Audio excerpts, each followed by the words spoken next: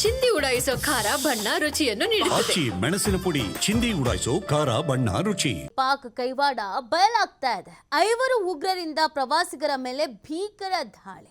5 ಉಗ್ರರಿಗೆ ದಾಳಿಯ ಆದೇಶ ನೀಡಿದ ಉಗ್ರ ಹಾಶಿಮ್ ಸುಲೈಮಾನ್. ಉಗ್ರ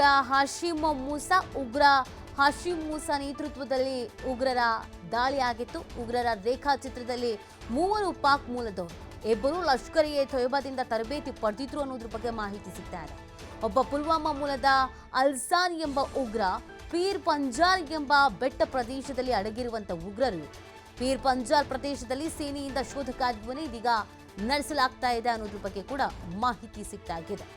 ನೋಡಿ, ಈ ಪಹಲ್ಗಾಮ್ ಉಗ್ರ ದಾಳಿಯಲ್ಲಿ ಪಾಕ್ ಕೈವಾಡ ಇದೆ ಅಂತ ನೇರವಾಗಿ ಆರೋಪ ಮಾಡಿದ್ರು ಕೂಡ ಪಾಕ್ ಇಲ್ಲ ಅಂತಾನೆ ಹೇಳ್ತಾ ಇತ್ತು.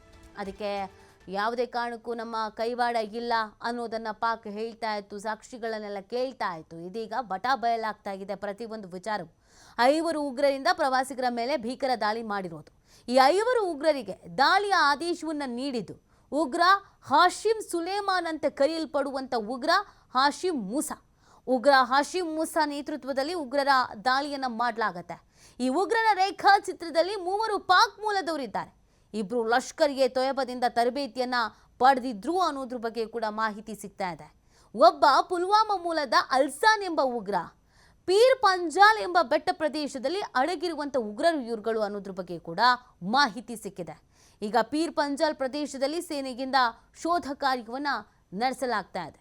ಇವರ ರೇಖಾಚಿತ್ರಗಳನ್ನು ಬಿಡುಗಡೆ ಮಾಡಲಾಗಿತ್ತು.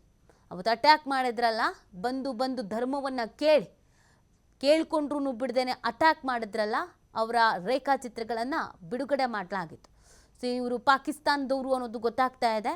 ಮತ್ತು ಲಷ್ಕರ್ ಎ ತೊಯ್ಬಾದಿಂದ ಟ್ರೈನಿಂಗನ್ನು ಪಡ್ಕೊಂಡಿದ್ರು, ತರಬೇತಿಯನ್ನು ಪಡ್ಕೊಂಡಿದ್ರು ಅನ್ನೋದು ಕೂಡ ಗೊತ್ತಾಗ್ತಾ ಇದೆ. ಸೊ ಇದೀಗ ಶೋಧ ಕಾರ್ಯವನ್ನು ನಡೆಸಲಾಗ್ತಾ ಇದೆ.